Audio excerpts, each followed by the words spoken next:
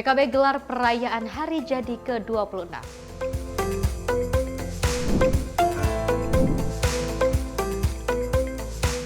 Koalisi Indonesia Maju dipastikan solid di Pilkada Jakarta dan Jawa Barat.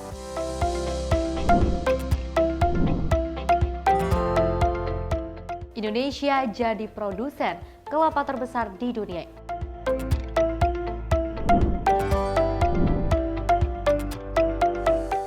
Pelaku pencurian bajai curian berhasil ditangkap.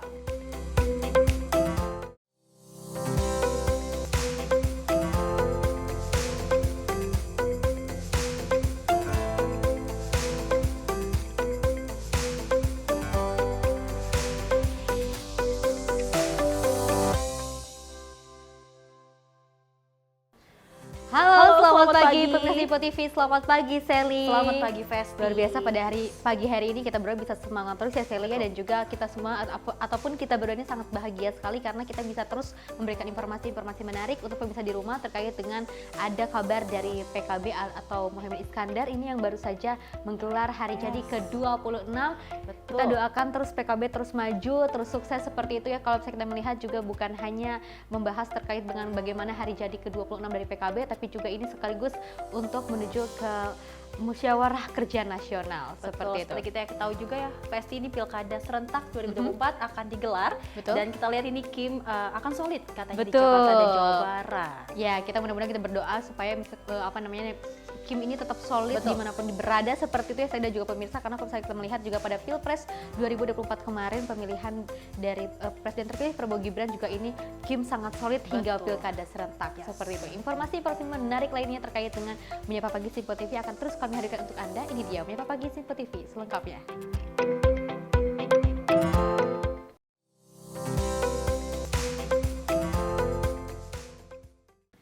Kita awali dengan berita pertama di mana Partai Kebangkitan Bangsa atau PKB menggelar perayaan Hari Ulang Tahun atau Harlah ke-26 sekaligus Musyawarah Kerja Nasional atau Mukernas. Dan berbagai pentas hiburan ditampilkan dan tak lupa juga pidato politik Ketua Umum PKB Muhaimin Iskandar. Partai Kebangkitan Bangsa atau PKB menggelar perayaan Hari Ulang Tahun atau Harlah ke-26 sekaligus Musyawarah Kerja Nasional atau Mukernas di Jakarta Convention Center Senayan 23 Juli 2024. Acara ini akan dimeriahkan berbagai pentas hiburan seperti musik dan tarian serta pidato politik dari Ketua Umum PKB Muhaimin Iskandar. Caimin mengatakan rasa terima kasihnya kepada sejumlah parpol yang telah hadir dalam acara HUT PKB ke-26. Dirinya berharap acara HUT PKB ini seluruh kader yang terpilih dapat termotivasi untuk berjuang bagi masyarakat Indonesia. Adapun yang hadir dalam perayaan tersebut sejumlah elit partai politik, salah satunya yakni Ketua Umum Partai Nasdem Surya Paloh, Ketua DPP Harian Partai Gerindra Dasko, serta Presiden Partai PKS Ahmad Syaiqo dan sejumlah elit parpol lainnya. Terima kasih kepada semua partai-partai yang hadir. Semua menyambut baik dengan ulang tahun PKB yang ke-26 ini. Saya berharap menjadi motivasi kader-kader kita untuk yang terutama yang terpilih, DPR sampai paling bawah bisa menjadi motivasi untuk terus berjuang bagi rakyat masyarakat. Dari Jakarta, Farizal Ronabayu, Sinpo TV melaporkan. Ya, sekali lagi kita mengucapkan selamat kepada PKB yang telah menuju ke usia 26 tahun seperti itu ya, dan juga di acara Mukernas atau juga Harlah yang ke-26 ini juga dimeriahkan dengan berbagai seniman yang hadir di sana. Ada Malik The Essential seperti itu ya, dan juga ada Happy Salma gitu di sana untuk memeriahkan acara tersebut. Dan tanya tuh Festi, dari Harlah ke-26 ini juga PKB mengundang para ketua umum partai politik untuk bergabung untuk musyawarah menjadi bersama. Bukan hanya partai politik yang diundang untuk datang ke Harlah ke-26 PKB ini, tapi juga dari pihak partai internal pun mengundang calon kepala daerah yang nantinya telah diusung untuk maju ke Pilkada serentak 2024. Dan mudah-mudahan PKB kedepannya bisa jauh lebih baik lagi, karena juga kita melihat juga pidato politik yang diberikan oleh atau dipaparkan oleh Muhaimin Iskandar seperti itu ya, saya dan juga pemirsa, tentunya untuk kebaikan dari PKB seperti itu. Kita beralih ke informasi lainnya di mana pencalonan Ketua Umum PSI yaitu Kaisang Pangarep di Pilkada 2024 masih dinantikan hingga saat ini. Isu pencalonan Kaisang di Pilkada 2024 masih jadi bahan perbincangan. Maju di Jakarta atau di Jawa Tengah? Berikut informasinya untuk Anda.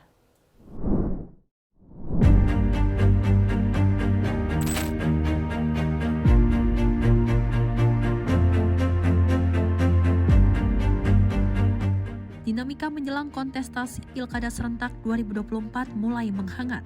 Sejumlah partai politik mulai menyerahkan surat rekomendasi kepala daerah di sejumlah wilayah. Terkait dengan nama bakal calon gubernur hingga wakil gubernur masih jadi pembahasan. Salah satunya soal nama Ketua Umum PSI, Kaisang Pangarep. Elektabilitas nama anak Jokowi itu masuk survei bursa kepala daerah. Meski di Jakarta tidak terlalu tinggi, Kaisang terbukti unggul dari nama calon lain. Berdasarkan hasil survei Litbang Kompas untuk di Pilkada Jawa Tengah. Merespon hasil survei dari Litbang Kompas, Kaisang mengaku akan menjadikannya sebagai bahan pertimbangan untuk menentukan arah politiknya di Pilkada mendatang. Maju di Jakarta atau di Jawa Tengah belum diungkapkan secara gamblang oleh Kaisang. Lagi dan lagi, dirinya meminta semua pihak untuk menunggu kejutan di bulan Agustus mendatang. Jadi ya sekali lagi kita harus tahu Litbang Kompas ini kan salah satu surveyor yang saya kira paling kredibel di Indonesia saat ini, dan kami berterima kasih karena saya bisa melihat ternyata angka saya ada di situ. Jadi itu akan menjadi bahan evaluasi buat tim kami, karena kan di Jawa Tengah kami tinggi, tapi di sini kami agak sedikit lebih rendah, bukan sedikit tapi memang sangat rendah. Jadi nanti kami akan melakukan evaluasi antara tim Jakarta dan tim Jawa Tengah. Sabar. 27 Agustus ya. Ketua Umum PSI itu akhir-akhir ini tengah gencar melakukan safari dengan mengunjungi partai politik lain, Partai Golkar. Kedatangan rombongan Kaisang disambut langsung oleh Ketua Umum Golkar Erlangga Hartarto. Dalam pertemuan itu, Partai Golkar dan PSI membahas soal Pilkada 2024. Golkar dan PSI sepakat berkoalisi untuk pemilihan kepala daerah di sejumlah wilayah, salah satunya Jakarta. Ketum Golkar Erlangga Hartarto juga mengungkapkan pertemuan tersebut turut membahas arah politik Kaisang yang hingga saat ini belum diputuskan. Meski demikian, Partai Golkar turut menawarkan kepada Kaisang untuk dipasangkan dengan calon dari Golkar Jusuf Hamka di Pilkada Jakarta. Golkar juga dipastikan siap mendukung Kaisang di Pilkada 2024. Dan kemudian yang berikut tentu rame berita tentang bagaimana Mas Kaisang selaku Ketum PSI mau didorong kemana. Tadi kami bertukar pikiran dalam, lebar, luas. Kesimpulannya masih ada waktu untuk memutuskan. Masih ada waktu 2 bulan. Tetapi apabila kesempatan itu ada dan Mas Kaisang siap untuk maju, Partai Golkar akan mendukung. Karena masih sampai 27 Agustus, maka tentu masih melakukan evaluasi. Sehingga tentunya tadi seperti saya sampaikan, seandainya Mas Kaisang memilih Jakarta, kita siapkan infrastrukturnya, Bapak Alun, untuk mendukung. Rangkaian politik Kaisang juga tak hanya ke Partai Koalisi Indonesia Maju. Ketua Umum PSI Kaisang Pangarep juga menemui Presiden PKS Ahmad Saiku di kantor DPP PKS Jakarta Selatan pada Senin 8 Juli 2024. Kedatangannya itu dalam rangka silaturahmi dan mencari kesepahaman politik, sekaligus membahas potensi kolaborasi termasuk untuk Pilkada serentak 2024. Selain PKS, Kaisang juga turut mengunjungi kantor DPP Nasdem pada 22 Juli 2024. Dalam kesempatan itu, Kaisang bertemu dengan Ketua Umum Nasdem Surya Paloh. Selain melakukan silaturahmi, pembahasan terkait Pilkada juga turut dibahas keduanya. Partai Nasdem mengaku siap mendukung penuh Kaisang Pangarep jika akan maju di Pilkada Jawa Tengah.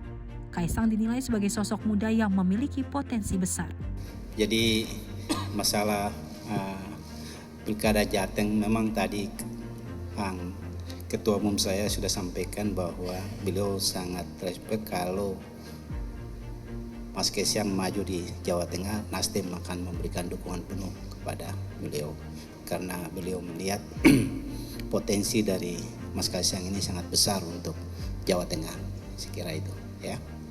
Diketahui nama putra sulung Presiden Jokowi ini dilirik oleh sejumlah partai politik yang menginginkannya untuk maju di Pilkada serentak 2024.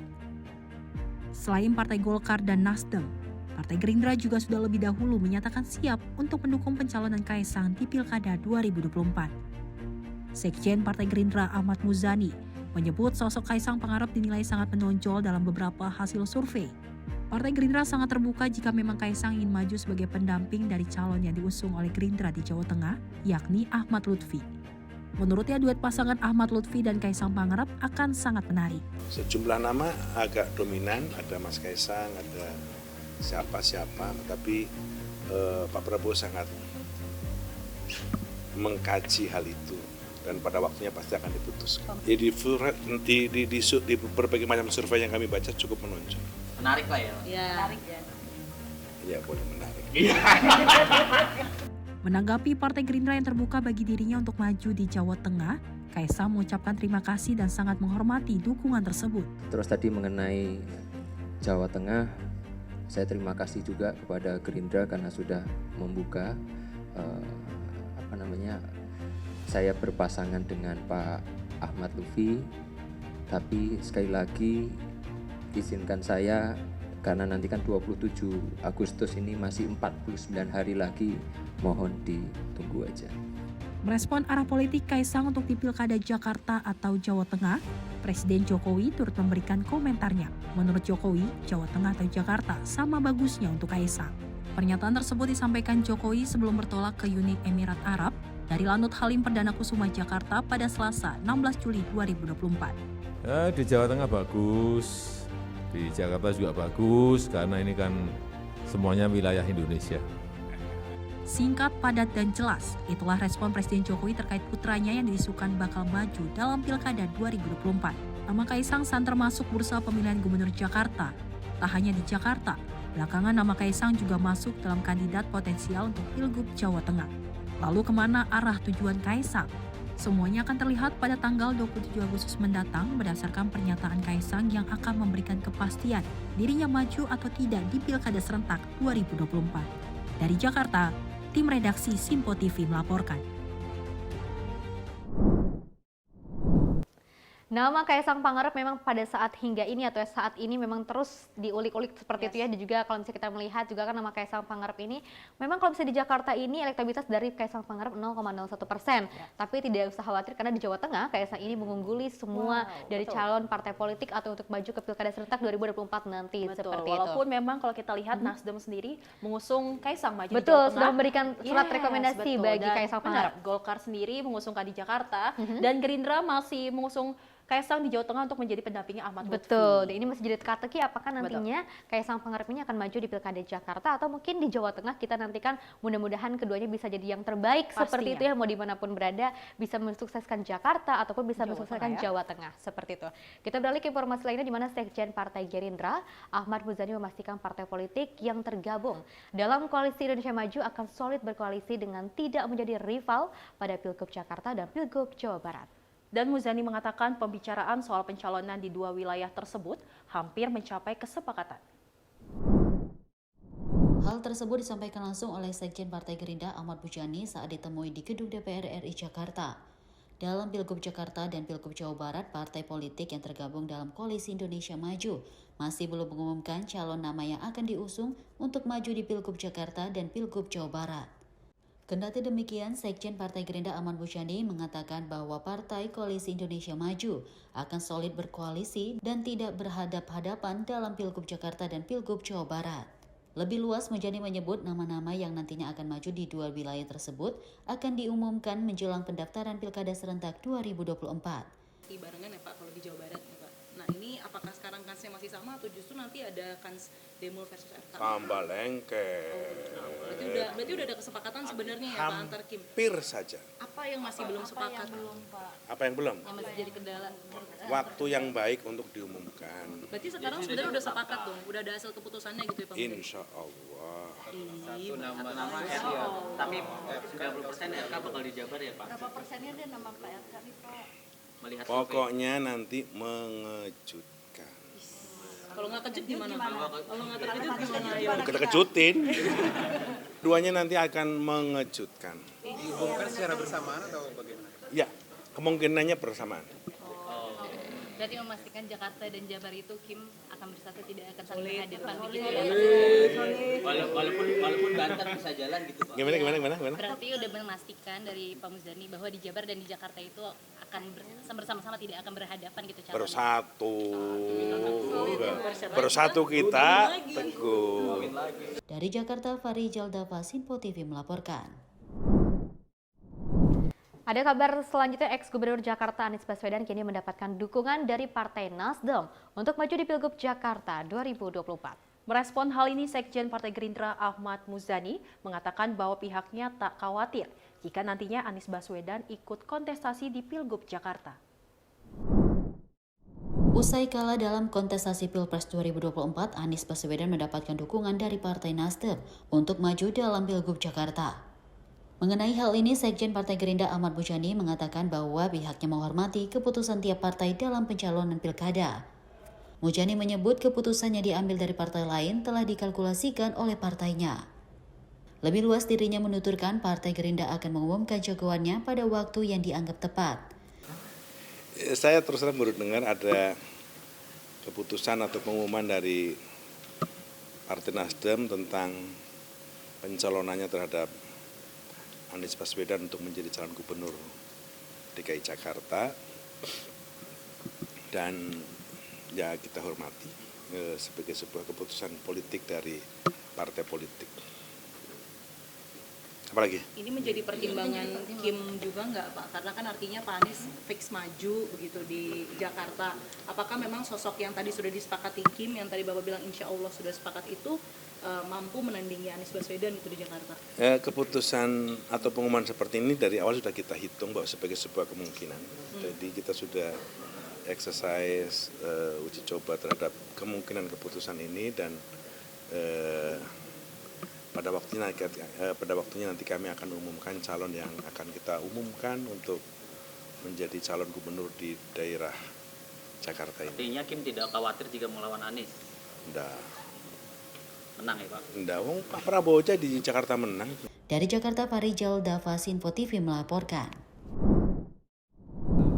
Partai Nasdem baru saja mengusung nama Kaisang Pangarep untuk maju di Pilkada Jawa Tengah ataupun Jakarta seperti itu, tapi juga ini ada dari Partai Nasdem memberikan surat rekomendasi kepada Anies Baswedan untuk maju di Pilkada serentak 2024. Tapi kalau misalnya kita melihat terkait dengan respon dari Partai Gerindra, ini tidak masalah. Betul, gitu kan dan ya. tak khawatir Yes, ya, kan tidak Anies khawatir maju siapapun yang nantinya akan maju di Pilkada serentak, kita akan pastikan semuanya ini bisa berjalan dengan sehat seperti itu ya, dengan adil dan juga tanpa ada lika-liku lah seperti itu. Ini menunjukkan berarti Gerindra sangat optimis ya kalau misalkan nanti pengusungnya dia akan menang di Pilkada Jakarta 2024. Betul. Dan pemirsa, dalam rangka memperingati Hari Bakti Adiaksa yang ke-64, Kejaksaan Republik Indonesia menggelar upacara peringatan di Balai Diklat Kejaksaan RI Jakarta Selatan pada Senin 22 Juli 2024. Dalam upacara tersebut, Jaksa Agung Burhanuddin menyampaikan 7 perintah harian serta menghimbau untuk menjaga netralitas bagi insan adiaksa dalam pelaksanaan Pilkada serentak 2024.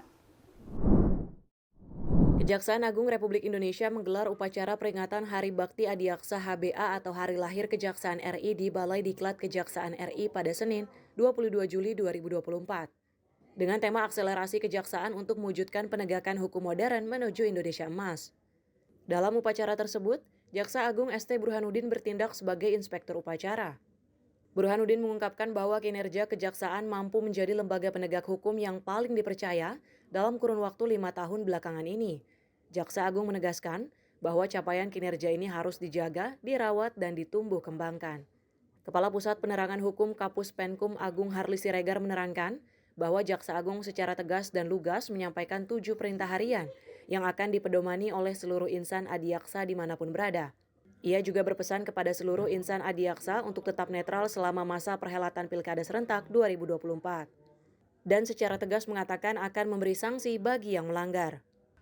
Rekan-rekan sekalian, pada kesempatan di akhir sambutan beliau menegaskan bahwa dalam pelaksanaan Pilkada tahun 2024, kejaksaan netral. Netralitas adalah harga mati. Dan itu harus dipedomani oleh seluruh insan adiaksa. Dari Jakarta, Norma Semesta, Dava Arianto, Sinpo TV melaporkan. Partai Nasdem baru saja mengusung nama Anies Baswedan untuk maju di Pilkada Serentak 2024. Tapi kalau misalnya kita melihat dari Partai Gerindra yang tadi sudah menyebutkan tidak khawatir siapapun nantinya yang akan maju di Pilkada Serentak, entah itu Anies Baswedan atau Kaisang Pangarep, tidak ada kekhawatiran dari Partai Gerindra. Dan juga kalau misalnya kita melihat terkait dengan Pilkada Serentak ini kan sudah mulai terasa hingga saat ini, tentunya perlu pengamanan yang sangat luar biasa, perlu namanya netralitas seperti itu ya Sally ya. Ya, seperti Kejagung, Kejaksaan ya. Betul. Burhanuddin menyampaikan bahwa anggotanya harus netralitas dalam pilkada serentak agar juga pilkada ini berjalan dengan aman, juga masyarakat merasakan hal kegembiraan dalam pilkada serentak 2024. Bukan hanya Kejaksaan Agung ataupun Adiaksa, tapi juga semua instansi TNI dan juga Polri juga harus bisa memberikan yang terbaik, memberikan netralitasnya, juga memberikan dukungan yang terbaik, tidak ada memilih A, B, dan C, tapi juga kita bisa membuktikan netralitas kita dan juga kita bisa tetap adil. Oke, seperti itu. Informasi lainnya akan kami hadirkan usai jeda berikut ini.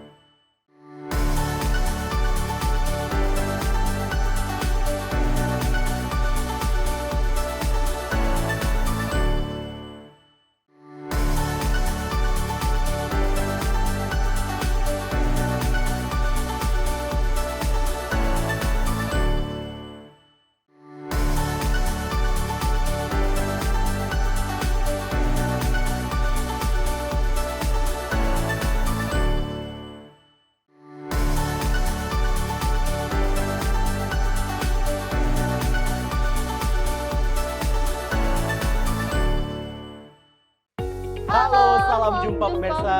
Senang sekali kita kembali hadir menjumpai Anda dalam Menyapa Malam ini. Rangkuman informasi berkualitas siap temani Anda di malam hari. Sajian berita teraktual yang menjadi pembicaraan kami hadirkan ke layar kaca. Laporan dari berbagai peristiwa kami sajikan ke ruang informasi Anda. Kami hadirkan topik yang jadi sorotan dengan nuansa kekinian. Bangga sekali yang melihat sepak bola Indonesia akhir-akhirnya seperti itu. Selain main di Qatar, Presiden juga ikut ya, para menteri. Tapi bukan di Qatar. Ya, di Gorontalo. Ini di Gorontalo pada saat meninjau panen raya seperti itu, panen raya jagung di Provinsi Gorontalo. Dan kita berharap kok peristiwa-peristiwa seperti ini jauh-jauh lah ya, benar kan dia. Karena mengerikan curanmor, terus kayak kejadian seperti tadi yang nggak kita duga, nggak kita sangka, yang kita jauh-jauhkan nih bisa saja menimpa gitu. Dan kita tetap harus berhati-hati pemirsa. Dan saya Andi Rezaldi, saya Chef Hakung. Terima kasih sudah menonton. Selamat malam dan sampai jumpa. Saksikan selalu Menyapa Malam setiap Senin sampai Jumat pukul 20.00 waktu Indonesia bagian Barat hanya di Sinpo TV.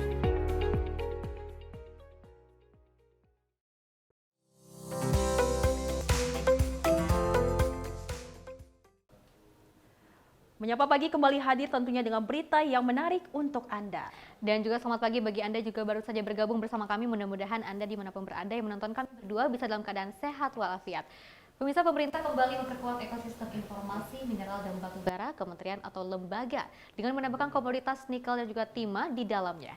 Perluasan integrasi data dan sistem pengelolaan komoditas minerba tersebut diresmikan langsung oleh beberapa kementerian dalam agenda launching dan sosialisasi implementasi komoditas nikel dan timah melalui Simbara.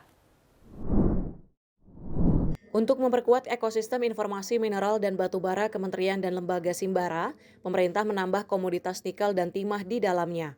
Penambahan nikel dan timah Simbara tersebut karena memiliki nilai ekonomi yang besar bagi Indonesia. Perluasan dilakukan dengan melihat besarnya produksi dan cadangan baik nikel maupun timah. Menteri Keuangan Sri Mulyani melaporkan bahwa Simbara berkontribusi terhadap penerimaan negara sebesar 7,1 triliun rupiah.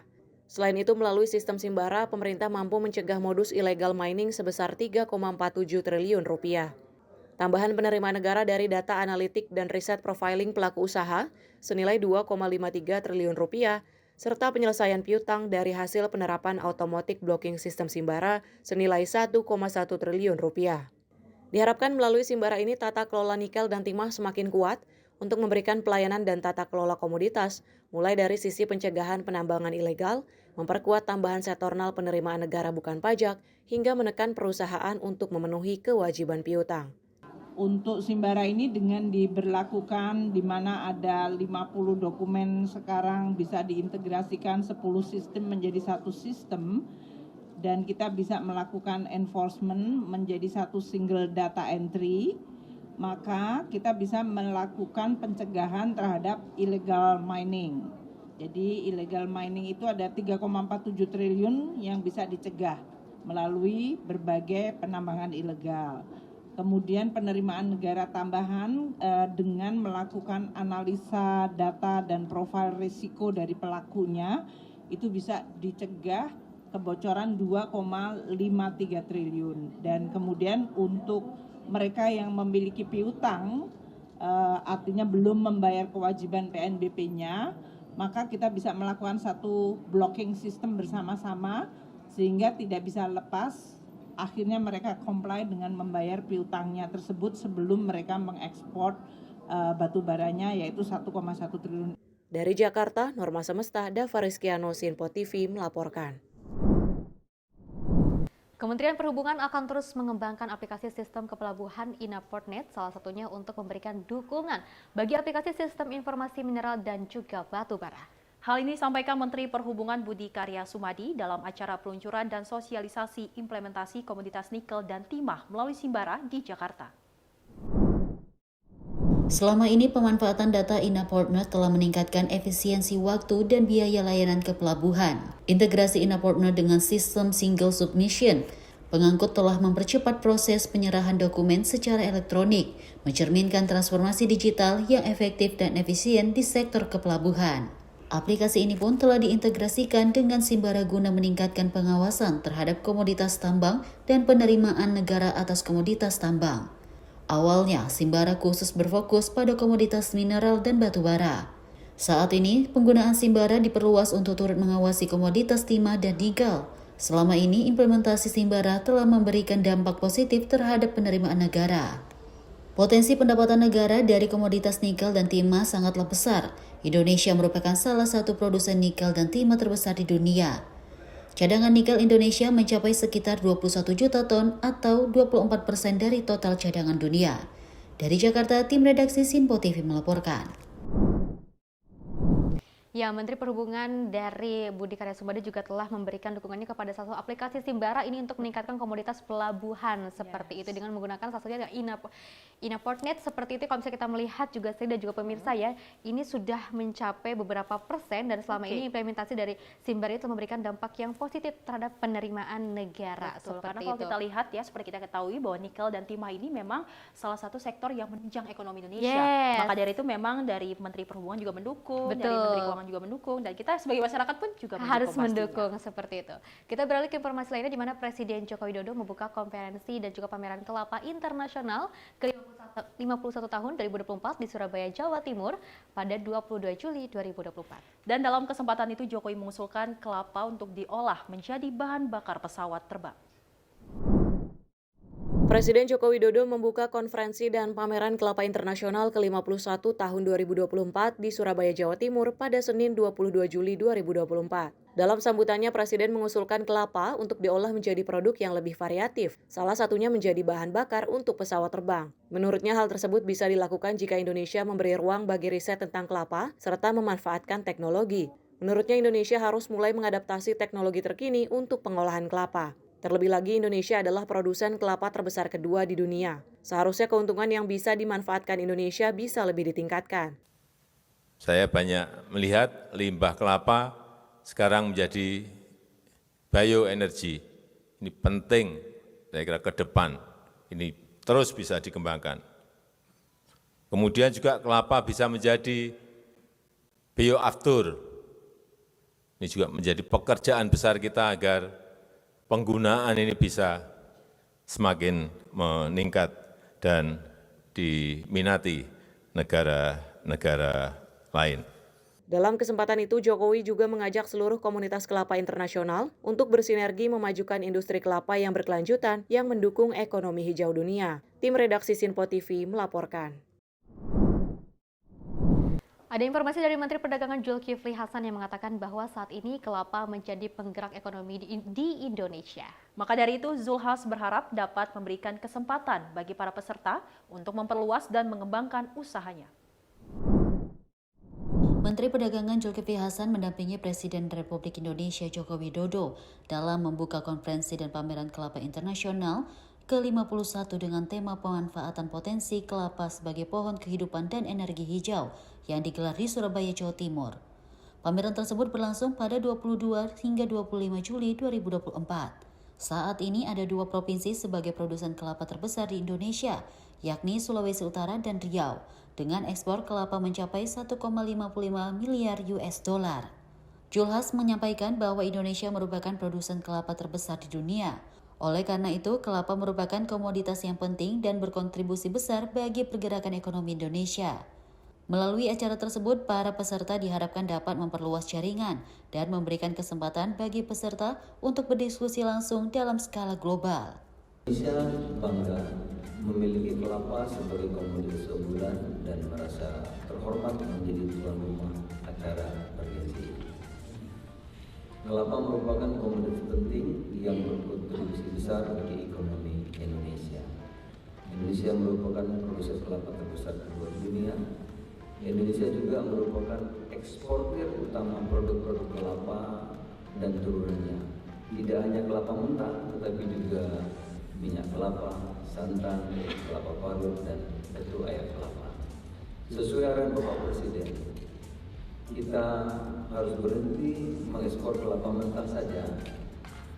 Setiap bagian dari pohon kelapa dapat digunakan untuk menghasilkan produk yang Dari Jakarta, tim redaksi Sinpo TV melaporkan.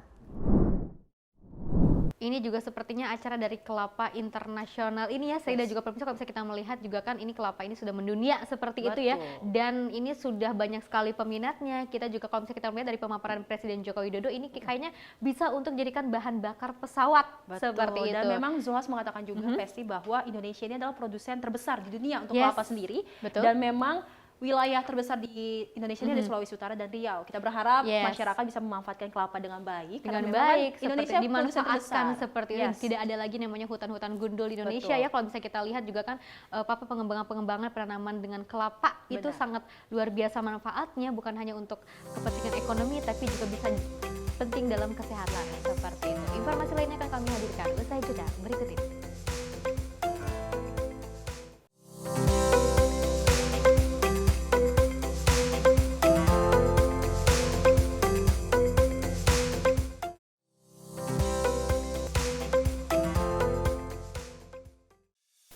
Apa kabar pemirsa? Senang sekali saya Sally Siregar dapat menjumpai Anda dalam Simpo Dunia Sepekan. Kami temani akhir pekan Anda bersama sanak saudara dan keluarga tercinta. Dengan sajian informasi yang unik dan menarik dari berbagai negara. Pastinya kami akan memberikan berita yang unik dan menarik yang kami rangkum dalam Simpo Dunia Sepekan. Jangan lewatkan Simpo Dunia Sepekan setiap Sabtu dan Minggu hanya di Sinpo TV. Salam jumpa pemirsa, kami kembali hadir dengan rangkaian informasi yang dihimpun dari berbagai penjuru dunia. Kami hadirkan rangkuman informasi terkini dari seluruh penjuru dunia hanya untuk Anda. Informasi paling penting dan sajian berita menarik kami sajikan hanya di Sinpo Dunia. Bersama saya Sally Siregar, inilah Simpo Dunia selengkapnya. Jangan lewatkan Sinpo Dunia setiap Senin hingga Jumat di Sinpo TV. Salam jumpa pemirsa, Anda menyaksikan Sinpo Sepekan bersama saya Syam Hakung. Beragam informasi selama sepekan kami sajikan untuk Anda. Rangkuman berita yang menjadi sorotan media massa siap menemani akhir pekan Anda bersama keluarga tercinta. Bersama saya Syam Hakung, kita jelang informasi selengkapnya untuk Anda. Kami hadirkan Sinpo Sepekan setiap minggu pukul 6 pagi hanya di Sinpo TV.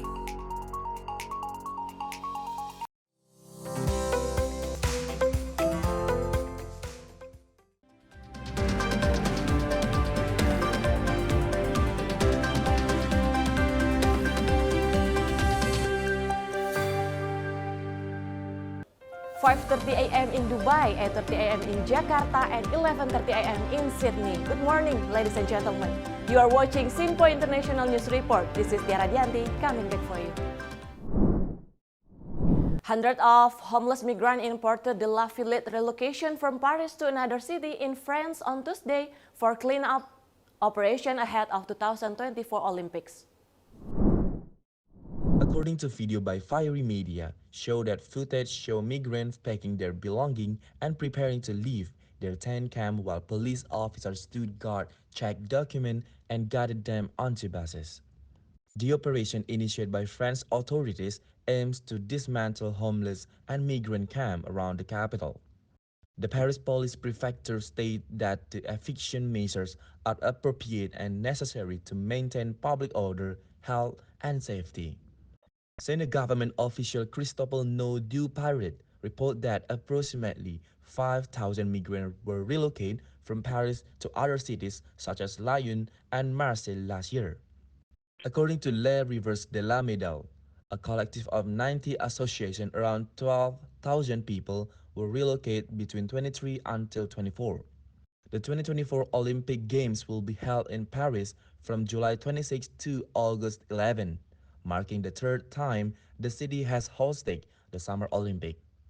Authorities have stated that this is the last major operation before the Games, with only a few dozen more migrants to be moved in the final phase. Rachel, Simpo International News Report. In the speech at the opening of the State Parliament from the House of Lords, King Charles III exposed the Labour government's plan regarding economic growth, migration, and foreign affairs for the next Parliament in London last Wednesday. King Charles also outlined some policy system for the future of the UK. King Charles III exposed the Labour government's plans with regarding economic growth, migration, and foreign affairs in the next parliamentary term. This was presented the opening speech of the State Parliament of the House of Lords in London last Wednesday. King Charles said in his speech that the government of the United Kingdom will see a new partner relation with businesses and workers to help the country rise from the challenge of the increasing cost of living to prioritize equitable wealth for the community. Some of the policies proposed by King Charles, such as the inscription of the prohibition of the exploitative work practice, repealing the nationalization of railways, and carrying out a clean energy transition with the State Clean Electricity Company. There was the previous government's plan to raise the legal smoking age by 1 year for those born before 2009. Government will ensure strong defense based on the North Atlantic Covenant Organization general values concerning individual freedom, democracy, human rights, and the supremacy of law. My government will seek a new partnership with both business and working people and help the country move on from the recent cost of living challenges by prioritizing wealth creation for all communities. My ministers will establish an Industrial Strategy Council.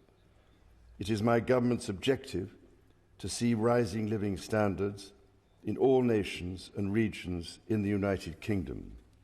Max Oller, Simpo International News Report. Riot occurred after praying the body of demonstrant at a recent job quota demonstration in Bangladesh. This clash occurred after 6 people were dead by security during a protest of the government's job quota system policy. This protest is expected to continue until the policy is implemented US permanently. The protesters comprising students from various Bangladesh university institutions between the engineering and technology with Dhaka Medical College were demanding an overhaul of the government's job quota system, which they claim favors certain groups and limit opportunities for others. The current system reserves 56% of public sector jobs, including 30% for the families of the 1971 Liberation War participants, 10% for women, 10% based on population district, 5% for ethnic minorities, and 1% for people with disabilities. The local media reports indicate the classes interrupt normal activities on college, including examination and official work. At least dozens were injured in the violence, with 12 admitted to hospital for treatment. The incident occurred amid a simultaneous strike by public university teachers demanding better academic conditions, which has disrupted educational. The incident occurred amid a simultaneous strike by public university teachers demanding better than academic conditions, which has disrupted educational operation nationwide. Authorities have yet to issue a statement regarding the incident, but it has prompted concern amidst ongoing tension over the job quota system and demand for reforms from students and teachers alike. Rachel, Sinpo International News Report. The result of International Court of Justice Friday ago invited some perspective for Palestinians. The International Relations Observer of Business University said that the result from ICJ will support Palestinians from Israel conflict. As a result of this legal fatwa was said that Israelis should be obeyed to the international law for Palestinian freedom in their homeland. The observer of international relations from Binus University, Tia Mariatul Kiptia, who was a lecturer of the international relations, said that Palestine will have their additional support from other countries after the result released on Friday ago. The legal fatwa from International Court of Justice or ICJ naturally was an advisory opinion for a while in international law. This is the jurisdiction line of the international law under the International Court to be able to provide legal advice in the matter. Saying this, Israel allegedly will not comply with the legal advice given by the United Nations General Assembly in the International Court in the future, but will not run to possibility of assistance from other countries in supporting the liberation of Palestine in the current conflict. Okay, based on the international law, Yeah. Israel have to follow the instruction and have to follow the result of the decisions of the ruling of the jurisdictions of the ICJ. Yeah, actually, yeah. But I just mentions that based on the story, based on the maybe peace agreement between Israel and Palestine, and the U.S. As a mediator, Egypt as a mediator, and then maybe the Egypt as a mediator also. The result is Israel always cannot follow the agreement. Max Oller, Sinpo International News Report. Thank you for watching Sinpo International News Report. This program joining collaboration between Sinpo TV Indonesia and Fiery Media Dubai. Stay with us. Have a good day.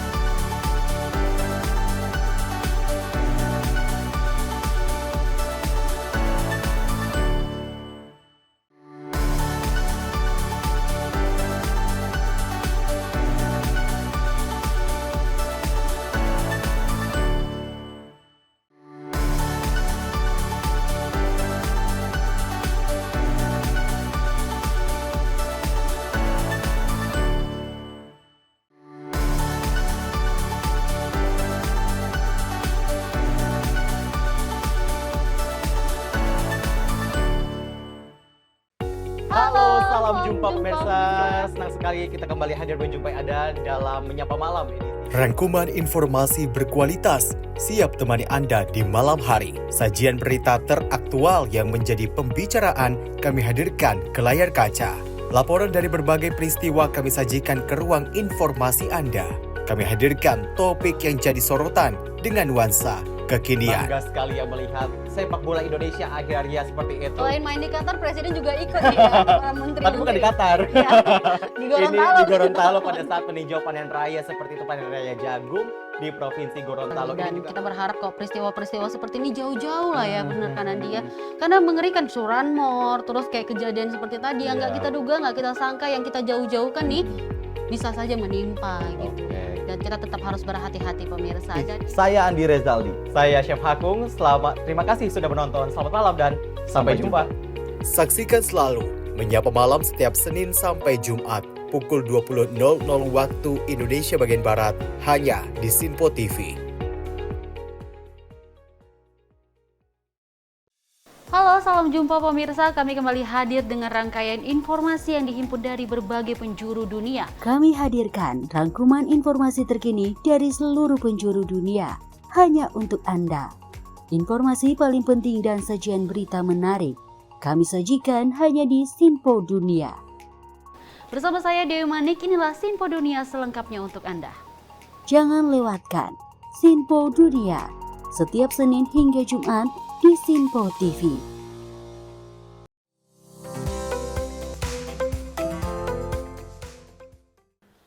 Terima kasih pemirsa, masih bersama kami dalam Menyapa Pagi Sinpo TV. Kita awali dengan berita Direktorat Tindak Pidana Umum Barreskrim Polri dengan mengungkap kasus tindak pidana perdagangan orang atau TPPO pada Selasa 23 Juli 2024.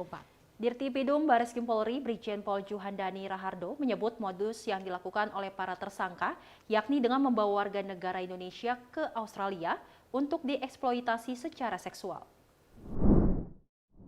2 orang tersangka tindak pidana perdagangan orang di Australia berhasil ditangkap oleh Barreskrim Polri usai melakukan kerjasama dengan Australian Federal Police. Hal itu disampaikan Dirtipidum Barreskrim Polri Brigjen Pol Juhandani Rahardo dalam konferensi pers di Gedung Mabes Polri, Jakarta, Selasa 23 Juli 2024. Juhandani menyampaikan, sebanyak 50 warga negara Indonesia menjadi korban yang diberangkatkan ke negara Australia untuk dipekerjakan sebagai pekerja seks komersial atau PSK. Juhandani menjelaskan 50 WNI yang menjadi korban diberangkatkan ke Australia secara ilegal. Tersangka FLA 36 tahun yang ditangkap pihak kepolisian di Kalideres, Jakarta Barat berperan sebagai perekrut. Sementara tersangka SS alias Batman ditangkap kepolisian Australia yang memiliki peran untuk menampung para korban. Tersangka kini dijerat dengan pasal 4 Undang-Undang RI nomor 21 tahun 2007 tentang pemberantasan tindak pidana perdagangan orang dengan ancaman penjara 15 tahun dan denda maksimal 600 juta rupiah. Dari pengakuan tersangka, jaringan ini sudah melakukan aktivitas sejak tahun 2019, di mana jumlah WNI yang direkrut dan diberangkatkan dipekerjakan sebagai pekerja seks komersial di Australia kurang lebih 50 orang. Dan tersangka dalam hal ini sudah mendapatkan keuntungan kurang lebih 500 juta rupiah. Adapun modus operandi yaitu merekrut dan memberangkatkan korban ke negara Australia secara non-prosedural sehingga mengakibatkan korban tereksploitasi secara seksual. Kemudian pasal yang dipersangkakan adalah pasal 4 Undang-Undang RI nomor 21 tahun 2007 tentang pemberantasan tindak pidana perdagangan orang dengan ancaman hukuman 15 tahun penjara, minimal 3 tahun penjara, dan denda paling sedikit 120 juta atau paling banyak 600 juta.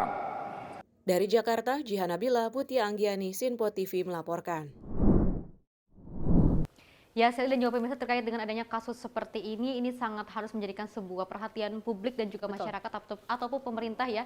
Ini bagi siapapun, apalagi perempuan seperti kita berdua, Sally, harus lebih berhati-hati lagi. Kalaupun Anda memang mencari pekerjaan, jangan sampai ada modus-modus yang bisa menipu, apalagi bisa memberikan sesuatu yang sangat negatif baik, untuk kita, merugikan kita semua dan juga negara. Kita berharap bahwa pihak polisian juga bisa menintas ya apapun yang menjadi pelaku ini, dan berharap masyarakat Indonesia tidak ada lagi hal seperti ini.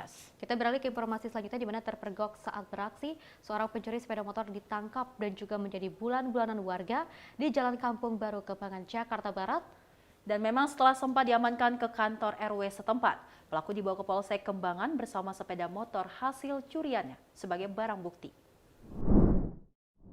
Dalam video amatir, pelaku pencurian sepeda motor ini digelandang warga di Jalan Kampung Baru, Kembangan, Jakarta Barat, Senin siang. Pelaku ditangkap warga saat berusaha melarikan diri usai menggasak sebuah sepeda motor yang sedang terparkir. Warga yang geram dengan ulahnya bahkan melayangkan beberapa kali pukulan ke arah pelaku. Kejadian bermula ketika pelaku yang diduga dalam pengaruh minuman keras mendatangi lokasi dengan berjalan kaki. Saat sebagian warga lengah, pria ini langsung menggasak sepeda motor warga yang terparkir di pinggir jalan. Namun baru beberapa meter meninggalkan lokasi dengan sepeda motor hasil curiannya, aksi pelaku dipergoki oleh seorang pedagang. Pelaku pun dikejar oleh warga hingga akhirnya berhasil ditangkap dan menjadi sasaran amukan massa. Tukang baju ini ngobrol sama saya.